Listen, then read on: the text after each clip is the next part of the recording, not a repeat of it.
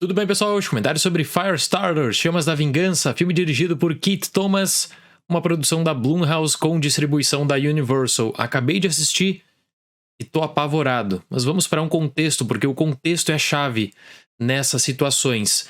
Temos aqui mais uma adaptação do livro escrito pelo Stephen King, lançado no Brasil com o título de A Incendiária.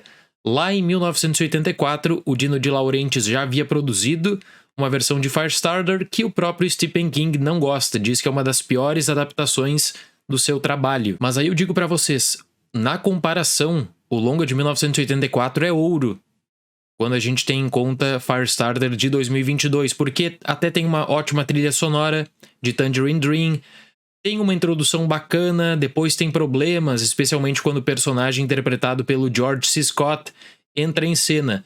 O Dino de Laurentiis e os produtores na época se arrependeram muito porque eles demitiram o John Carpenter para chamar um novo diretor, o Mark Lesser, um erro grave, e todo mundo que fala sobre o filme de 1984 acaba citando esses problemas de bastidores que comprometeram muito o filme. E aí, nesse caso, pessoal, quando a gente se volta para remake, sempre vem aquela pergunta, né? Será que é necessário? Será que realmente vale a pena fazer um remake?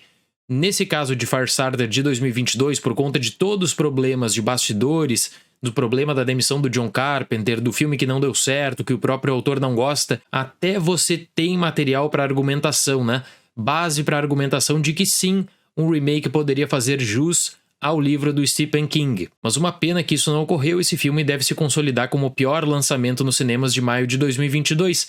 E aliás, dava para ver que a própria distribuidora não apostava muito, porque fez cabines bem restritas em algumas cidades dos Estados Unidos, aí depois colocou para lançamento simultâneo com o Peacock, seu próprio serviço de streaming, então a confiança não era muita, até porque também temos um filme do método Blumhouse, como eu disse, um baixo investimento e a certeza de retorno de bilheterias e, claro, com a venda para serviços de streaming. Antes de continuar, pessoal, eu quero deixar um recado da EBAC. No dia 17 de maio, às 19 horas, teremos um evento gratuito ministrado por Gustavo Martins, editor do Porta dos Fundos, falando sobre a história do canal, os desafios de produção de conteúdo em diferentes plataformas, do conceito de sketch desenvolvido no Porta e também as estratégias adotadas na pandemia. O link para a inscrição desse evento gratuito está na descrição do vídeo, uma boa oportunidade, como eu falo, para quem se interessa pela área do audiovisual e, nesse caso, também comunicação e publicidade.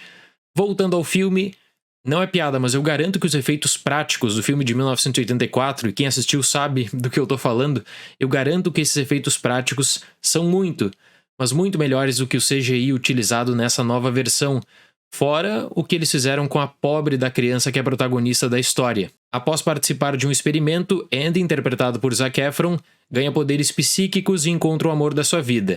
Sua filha, Charlie, interpretada por Ryan Armstrong, acaba desenvolvendo uma capacidade pirocinética, o que acaba gerando interesse de forças ocultas que estão dispostas a fazer de tudo para capturar a família. Com 1 hora de duração, e eu não gosto de fazer isso, mas nesse caso aqui não tinha como fugir, eu olhei para o relógio e constatei o seguinte: é um filme de mistério que não tem mistério algum na hora inicial, sequer consegue te aproximar de personagens.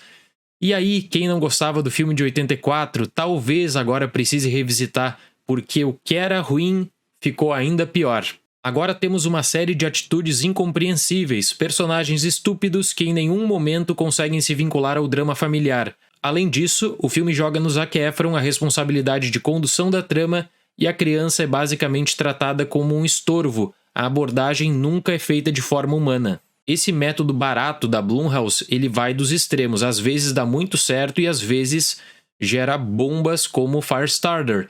No caso, o CGI desse filme, que é absurdo. Tem uma cena com lágrimas de sangue do personagem do Zac Efron que é muito ruim. Assim, na década de 80 aquilo ali já seria alvo de piada. Agora em 2022...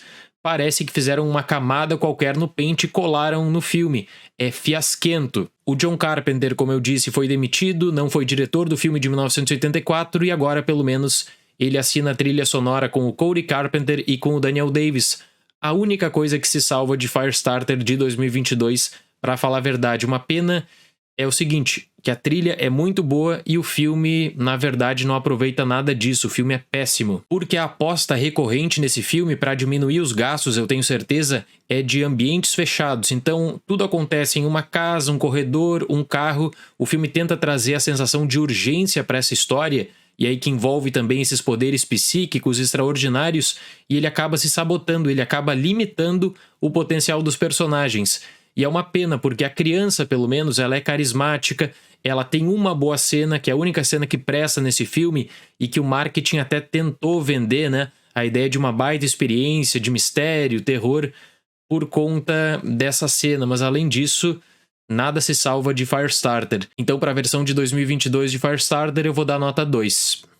Parece que nós recebemos o rascunho de um projeto e que eles fizeram um esforço danado para juntar os cacos e montar uma geringonça qualquer, muito mais sustentada na trilha sonora. Que é uma pena. Certo, pessoal? Muito obrigado pela atenção, até o próximo vídeo e tchau!